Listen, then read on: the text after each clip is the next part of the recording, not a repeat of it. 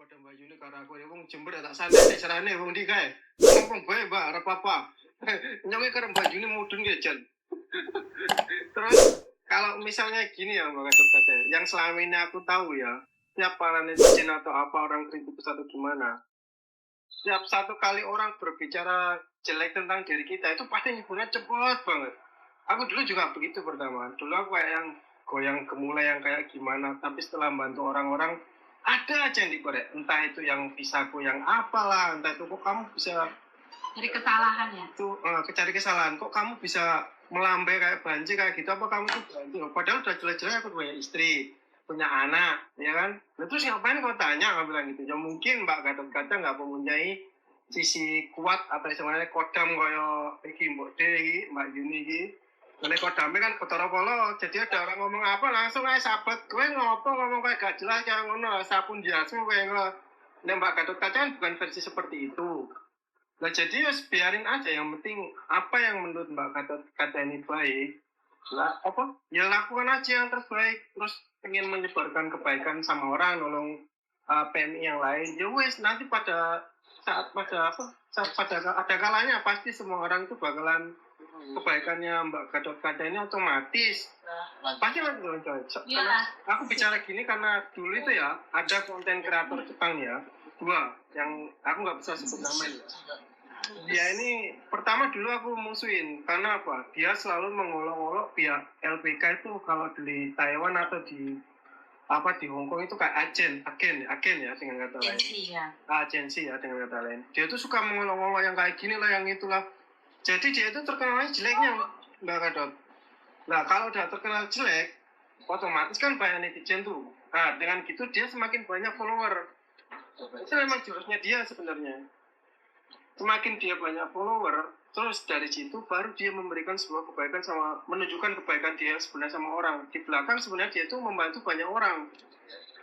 Setelah dia membantu banyak orang, ternyata orang begitu banyak keburukan sama orang, sebenarnya kebaikannya dia itu lebih banyak. Setelah diketahui satu aja kebaikan yang dia cari satu orang, nyebar nggak karu-karuan, banyak yang minta pertolongan dia, banyak yang Mas ini sodan kayak dia untuk gimana. Kalau misal Mbak Gatot nggak kuat, Yowis mungkin bisa curhat sama Mbak Yuni, aku Mbak wis, yo Mbak. Lah Miss Yuni itu kan orang sibuk. Ya wis gak apa-apa kok tuker-tukeran nomor WA Mbak. Ora usah. Tapuk lambemu iku. Video call silaturahmi Mbak, pikiranmu ojo ngeres. Video call silaturahmi tapuk lambemu. Kalau Mbak Cikrak saya tahu dari sebelum berjilbab.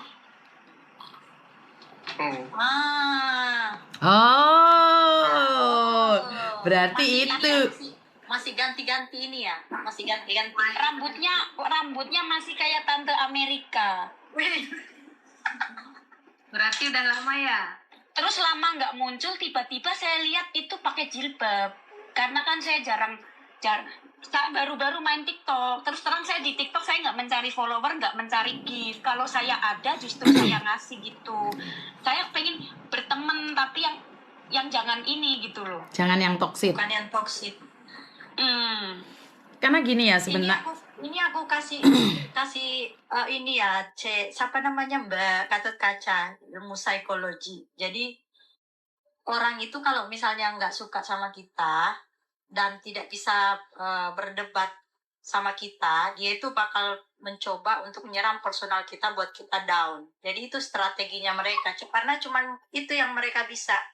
Misalnya dijelek-jelekin badannya, ya kan? Misalnya kayak aku nih, kadang-kadang yang nggak suka sama aku, dia bilang, ih lebar banget ininya, mulutnya.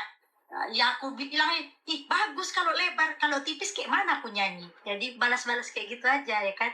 Sudah, ih giginya maju, yang mending gigiku maju, sama rezekiku juga maju, kamu apanya yang maju. Aku gitu-gituin aja, karena mereka memang tujuannya itu mau bikin kita tuh down gitu. Jadi dibalasnya tuh pakai lucu-lucuan aja, karena dia bakal pergi sendiri. Dia bakal bilang, aduh berhasil nih saya serang ininya nih. Terus dia nggak bakal punya ini lagi, nggak bakal punya pikiran lagi gimana caranya nyerang ini orang ini. Dan satu lagi, sebenarnya kalau saya menyerang balik itu sebenarnya masalahnya kecil. Kalau saya langsung bilang tapuk cangkemmu, ruas raimu, itu berarti kecil masalahnya. Tetapi saat saya disakitin, tapi saya diem karena saya sedang mengumpulkan bukti dan saksi.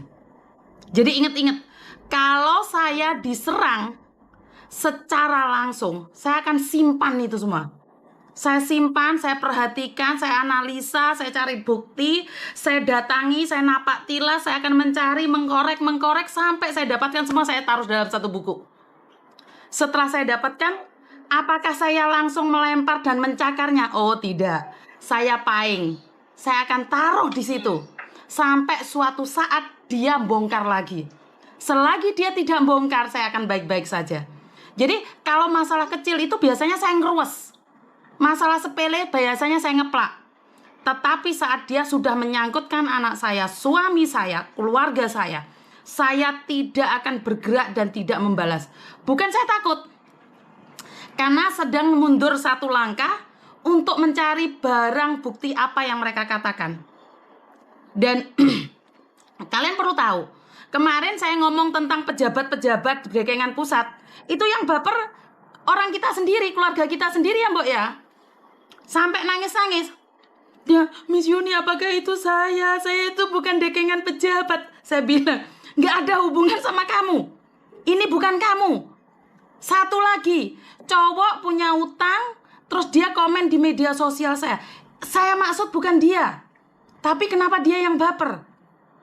Jadi saya itu tidak akan memberikan spesifik. Jadi saya itu akan memberikan sandal sama sepatu di depan rumah saya. Silahkan scroll, silahkan mampir. Kalau kamu rasa sepatu itu bagus, cocok buat kamu, pakein. Tetapi ingat, saya tidak memberikan itu pada kamu. Tidak. Karena sepatu itu ada di rumah saya. Kamu tidak berhak mampir ataupun make sandal saya. Tetapi jika kamu berani mampir di rumah saya dan kamu make dan cocok terus kamu bawa pergi, jelas kamu nangis. Karena saya tidak menyindir Anda. Kamu tidak diajak. Saya selalu punya misi satu. Saya tidak pernah ngajak orang. Seperti tadi mungkin Mbok Cikra kaget ya. Kita sudah punya planning mateng banget. Sementara orang berkoar-koar, dia nggak ada bukti. Tunggu aja gebrakan dari kita bertiga. Atau makan Musika ada di dalamnya, Aski ada di dalamnya. Karena saya ada sesuatu yang sedang meledak ini sebentar lagi. Tenang aja. Tapi tidak perlu menyindir. Karena yang disindir nggak rumongso. Paham maksud saya? Nggak ada yang terasa dengan sindiran-sindiran itu. Telek wong-wong nyulek disindir gak rumongso lek sing gak anu buah peran. Berbicara tentang Taiwan lagi. Sing meteng sopo, sing diupload sopo, sing nesu sopo. Kuwi yo enek dampake barang. Tuwe ya. Iya. Ini musik itu punya masalah itu Miss Yuni. Iya, musika ini ya. Apa sih ngetengi Mbak musik ta? Apa sih ngetengi? Yang karpet merah, yang karpet merah. Aku tahu karpet merah. Duh. Nah, ini ada lagi saran buat Mbak Gatot Kaca ya. Dulu Mbak Yuni tuh pernah bilang, Dek, followermu itu undang cepet pake ono. Jadi kamu lebih untuk membantu orang itu lebih bisa memperluas lagi, ya kan? Cuman aku itu sekarang kan punya lagi mimpi bikin lapangan kerja buat orang negaraku sendiri tuh. Ya alhamdulillah udah jadi perusahaan di sini. Sekarang udah punya satu pekerja loh istilahnya dengan kata lain. Dan itu posisinya di Jepang nggak gampang. Terus Mbak Yuni kan bilang, Wah, krungu awakmu ngomong keringetan no. Biar jalanmu untuk membantu orang itu lebih lebar lagi lah. Karena aku nggak suka sama netizen sama seperti Mbak Gatotku mau. Aku sengaja nggak bikin konten-konten tak perbanyak atau gimana-gimananya. Karena ya aku mau loh.